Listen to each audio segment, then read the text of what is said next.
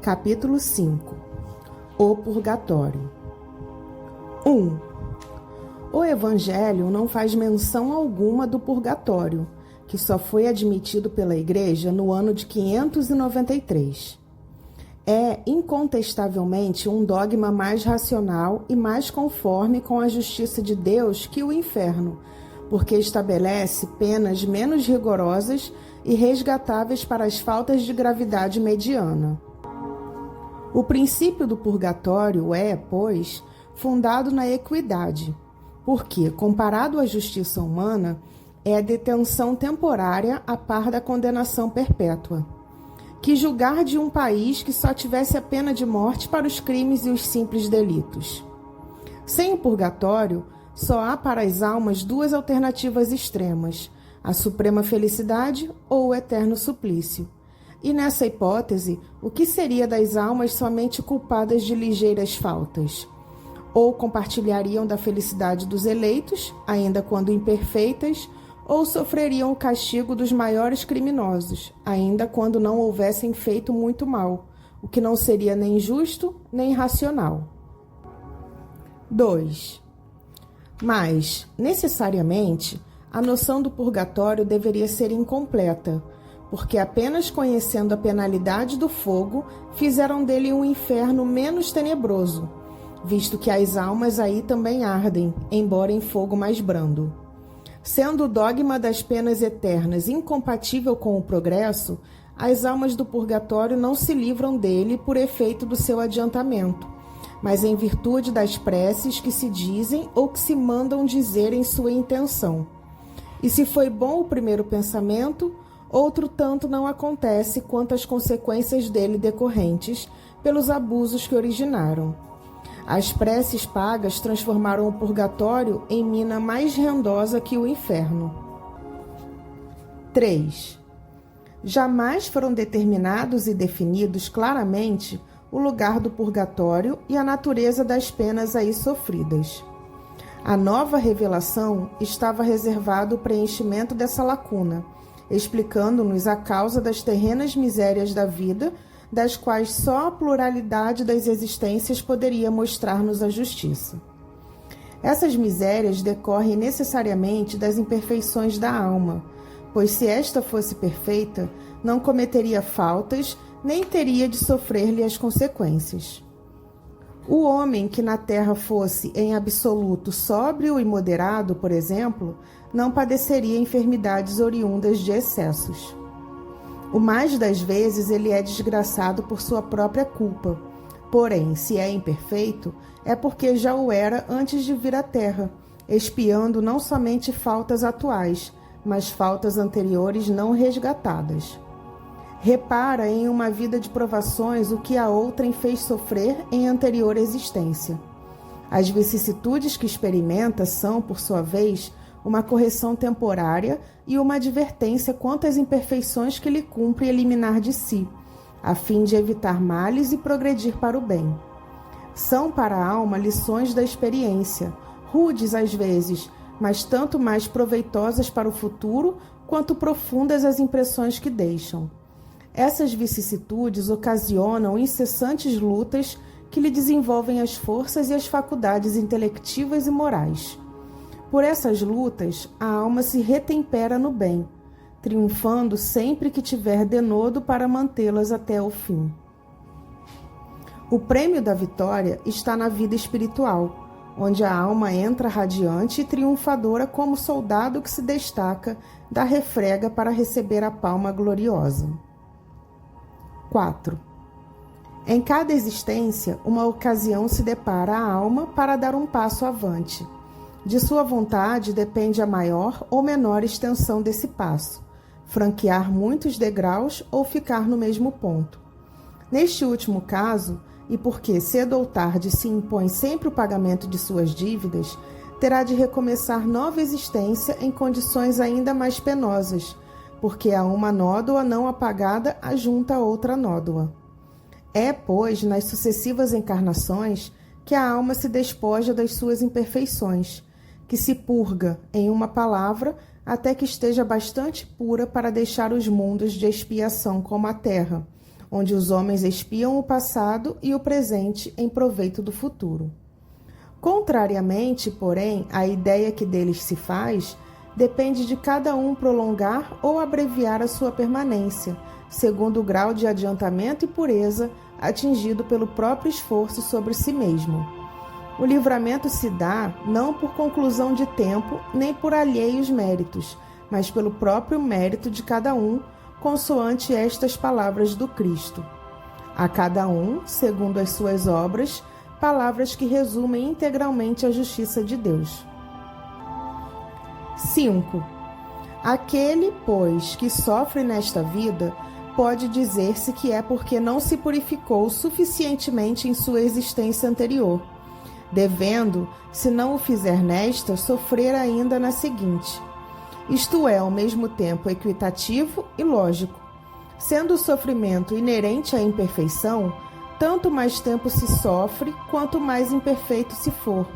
Da mesma forma, porque tanto mais tempo persistirá uma enfermidade, quanto maior a demora em tratá-la. Assim é que, enquanto o homem for orgulhoso, sofrerá as consequências do orgulho, enquanto egoísta, as do egoísmo. 6. Devido às suas imperfeições, o espírito culpado sofre primeiro na vida espiritual, sendo-lhe depois facultada a vida corporal como meio de reparação. É por isso que ele se acha nessa nova existência, quer com as pessoas a quem ofendeu, quer em meios análogos àqueles em que praticou o mal, quer ainda em situações opostas à sua vida precedente, como, por exemplo, na miséria, se foi um mau rico, ou humilhado, se foi orgulhoso. A expiação no mundo dos espíritos e na terra não constitui duplo castigo para eles, porém um complemento, um desdobramento do trabalho efetivo a facilitar o progresso. Do espírito depende aproveitá-lo. E não lhe será preferível voltar à terra, com probabilidade de alcançar o céu, a ser condenado sem remissão, deixando-a definitivamente? A concessão dessa liberdade é uma prova da sabedoria, da bondade e da justiça de Deus, que quer que o homem tudo deva aos seus esforços e seja o obreiro do seu futuro, que, infeliz por mais ou menos tempo, não se queixe senão de si mesmo, pois que a rota do progresso lhe está sempre franca. 7. Considerando-se quão grande é o sofrimento de certos espíritos culpados no mundo invisível, quanto é terrível a situação de outros, tanto mais penosa pela impotência de preverem o termo desses sofrimentos, poder-se-ia dizer que se acham no inferno, se tal vocábulo não implicasse a ideia de um castigo eterno e material. Mercê, porém, da revelação dos espíritos e dos exemplos que nos oferecem, sabemos que o prazo da expiação está subordinado ao melhoramento do culpado. 8.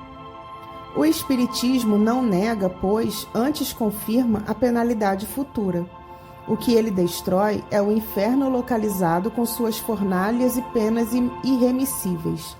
Não nega, outro sim, o purgatório, pois prova que nele nos achamos e, definindo-o precisamente e explicando a causa das misérias terrestres, conduz à crença aqueles mesmos que os negam. Repele as preces pelos mortos? Ao contrário, visto que os espíritos sofredores as solicitam, eleva-as a um dever de caridade e demonstra sua eficácia para conduzir ao bem, e por esse meio abreviar-lhes os tormentos.